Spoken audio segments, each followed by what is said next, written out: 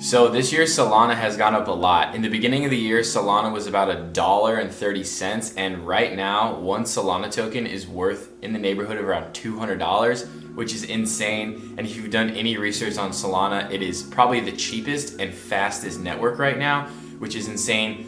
Most of the news about Solana is extremely positive, but today I'm gonna kind of unravel and reveal some things about Solana that should like frighten you. And if you're holding a lot of Solana or you continue to buy Solana, you really need to check out this video. If you're new here, my name is Rob. I've been investing in stocks and cryptocurrencies for almost 10 years, and I'm here to help you understand this whole crazy cryptocurrency thing, everything about stocks. But with that said, I'm not a financial advisor. This is strictly educational and for entertainment if you like watching boring videos about stocks and cryptocurrency. So in September of this year, the Solana network went down. Everybody kind of freaked out, like the entire system went offline. So I kind of did some digging. I wanted to understand what happened. And essentially what happened is the network was spammed by a bunch of hackers. They sent in over 300,000 transactions per second to try to crash the Solana network, and they were successful.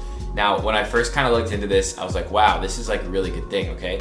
Solana claims to have 65,000 transactions per second, and the network was actually holding up pretty well for a while before it crashed, which shows how fast this network is, which is one of the most like frustrating things with Ethereum. Like whenever you buy something or switch funds around, it takes a minute and the gas fees are insane. So at first I was like, wow, this is crazy. Like this is essentially a network that is compatible with like a Visa network or a MasterCard network. Like this is bringing cryptocurrency into the forefront.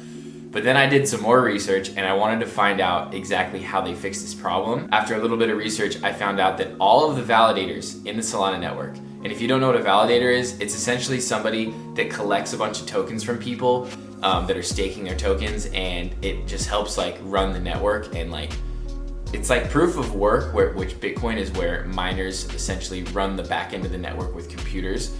You give your tokens to validators and then they bounce the transactions around and validate everything. How they fix this is they simply just shut it off. They all were in communication with each other and they just shut it off and restarted the network. And once again, you're like, oh, wow, that's great, you know?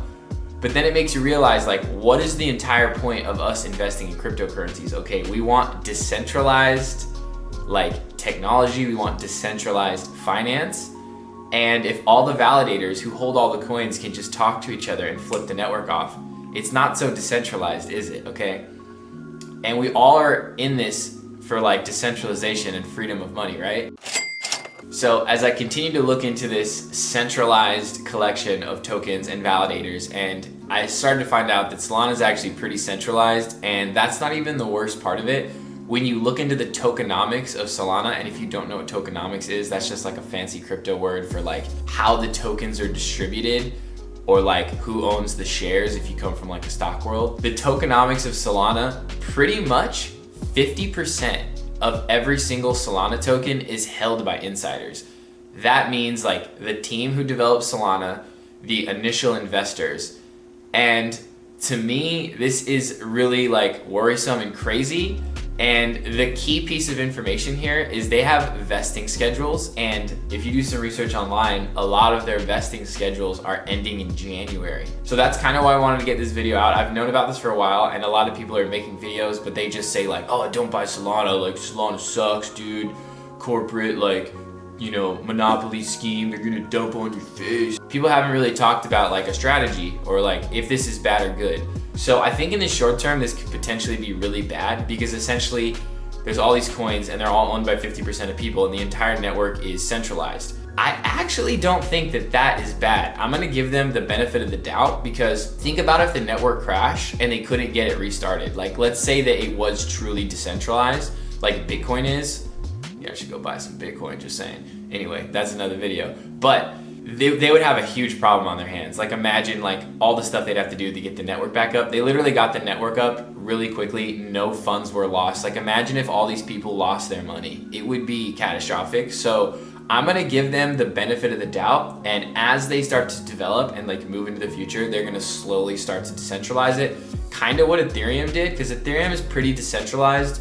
They do have inflation built into the coin. They are starting to burn coins. That's a whole nother conversation. But I have faith that Solana will do that. And Solana arguably has like the #1 thing that you need for a cryptocurrency, which is the actual utility and functionality. So like it actually works. Like we could essentially use Solana right now and it would be almost as good as like a PayPal or Visa if there isn't any like glitches in the network, which there was, but I think they'll work that out.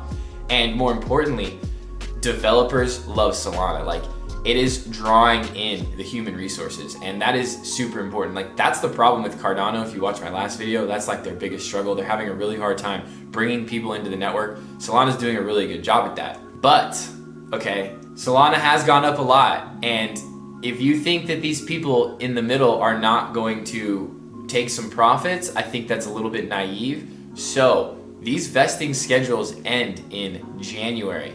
So my strategy going forward is I've been buying Solana all year. About a month ago, I stopped buying Solana, okay?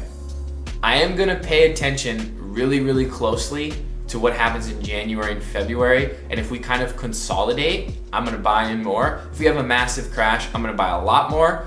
And if it keeps going up, I don't know, I might just sit back and wait for a good buying opportunity.